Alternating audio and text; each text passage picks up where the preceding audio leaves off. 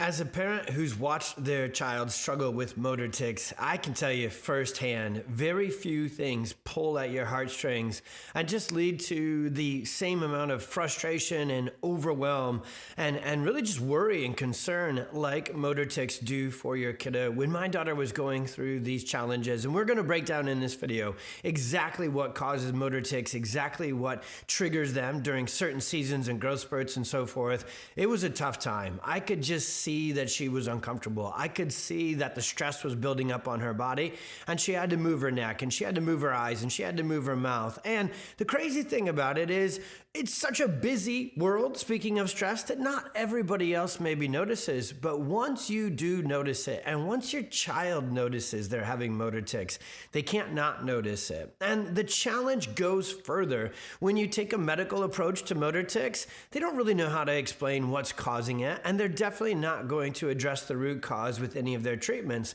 Most of them say, don't worry, they'll grow out of it. And motor tics can be transient, but that doesn't mean the stress causing them goes away. It just means that this particular symptom of the stress may go away. And stick with me on this video, I'll break that down.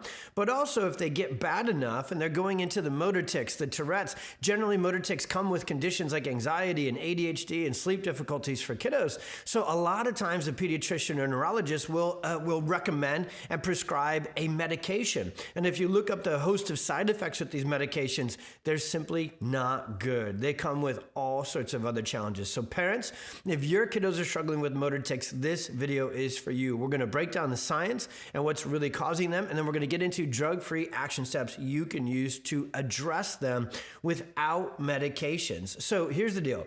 Understanding motor tics is actually one of the simpler things when we break down the science behind what's really going on with the body, what's really going on with the nerves and the muscles. There's something called subluxation underneath this whole story.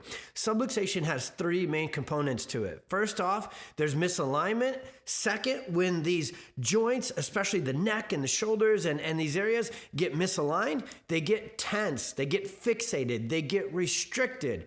And when that tension builds up enough to create this subluxation, the third component is the real big part of the story. It creates neurological dysfunction, particularly within the neuromuscular system.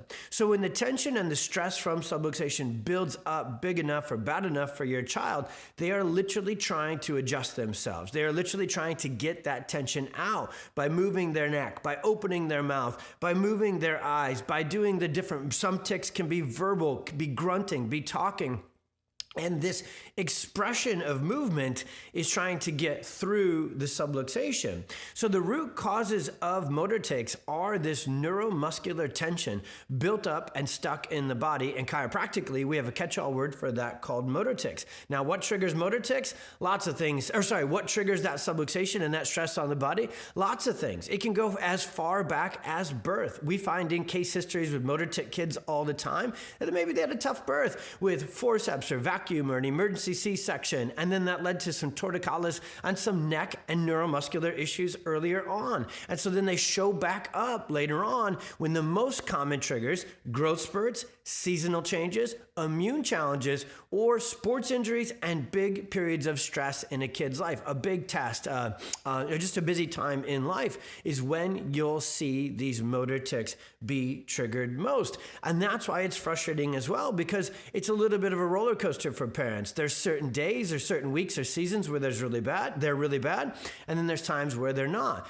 And it all has to do with stress. So if this underlying stress and tension is already sitting there in your child's neck and nervous system and neurospinal system, and then there's more stress for a day or more stress for a season, you're going to get motor tics in that season. So the traditional medical approach, like we talked about in the intro of this video, it's not the one that I find most parents today want at all. In fact, parents of our generation, we're looking to put medications as a last resort. We never considered them for our daughter. We went right to work with chiropractic. We went right to work on reducing that stress on her body. Unfortunately for her, the main trigger of hers was a toxic exposure, just some crazy bad decisions made at the school she attended at the time, where they exposed all the kiddos to these crazy neurotoxins and had a lot of challenges from that. And it triggered, she was in a growth spurt, she had just gotten braces, so it was her own little mini perfect storm that triggered these neck and eye and parts of her mouth having these motor tics. And we fought them for 12 to 18 months, but we got ahead of them with neurologically focused chiropractic. We got ahead of them by reducing stress on her nervous system and releasing that tension. And it was an incredible thing to see her heal naturally through these. Chiropractic doesn't treat, chiropractic doesn't cure. That's not our approach to motor tics. We address the root cause head on, just like we do with everything else. So if your child is struggling with motor tics, I want you to learn more. Get more information about subluxation, neurological tension, and how neurologically focused chiropractic, like we offer at our practice, PwC Chiropractic, or throughout the whole PX Docs network, which might be where you're watching this video. Don't worry, we got docs all over the world. You can go to our website to learn more about motor tics and subluxation, and you can go to our website to then access the directory to find chiropractors who are trained and ready to get to the root cause all over. And if you just want help right now, comment below, send us a DM. We are here to get you more information, to get your child through these challenges, and to get your whole family through these challenges, because it really does take that toll emotionally on moms and dads, and I know that firsthand. So again, check out the website for the article and the directory and more information. Comment, DM us, and last thing, please share this video with another parent, parents everywhere, in a Facebook group where maybe you've been searching for answers. Please share this. You never know whose other kiddos are going through these challenges, and they need this information as well.